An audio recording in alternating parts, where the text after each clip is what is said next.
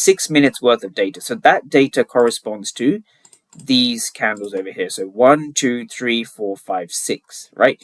So I get lots of questions. What do I look for? How do I enter? What is it I'm looking for? So the short answer is you need to put in your own screen time, right?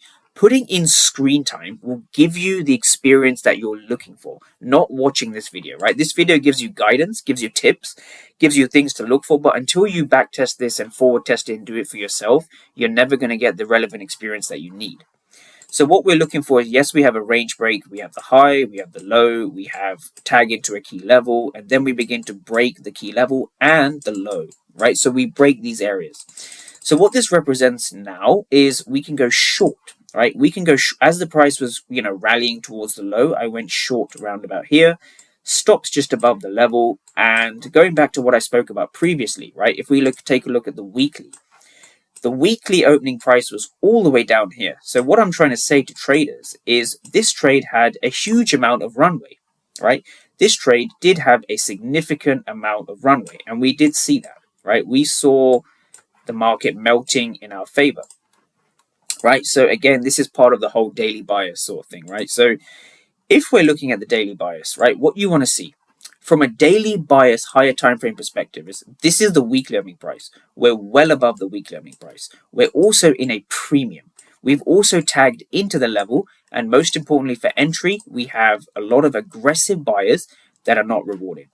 So if you are struggling with daily bias or you're struggling with execution, you want to first get your daily bias right. You want to understand where price is. Are we above the weekly opening price? Are we below the weekly opening price, right? So let's quickly go through this in order. The first thing you want to do is you want to identify your market structure, right? You want to know where your highs and lows are. The second thing is you want to know where your dealing range is to then find your premium versus discount. So in this case today, we were in discount. We were sort of above the 50%. That's the first thing. Sorry, that's the second thing. The third thing is you have a fair value gap, which then leads to a key level, right? So these gray boxes here, these are my key levels. A quick tip about levels is you don't just want to choose any random fair value gap. You have to choose a fair value gap that's actually backed with the order flow, right? Now, once you have that key level, you then want to ask yourself, where is that key level? Is it above the weekly opening price or is it below the weekly opening price, right? So below the weekly opening price.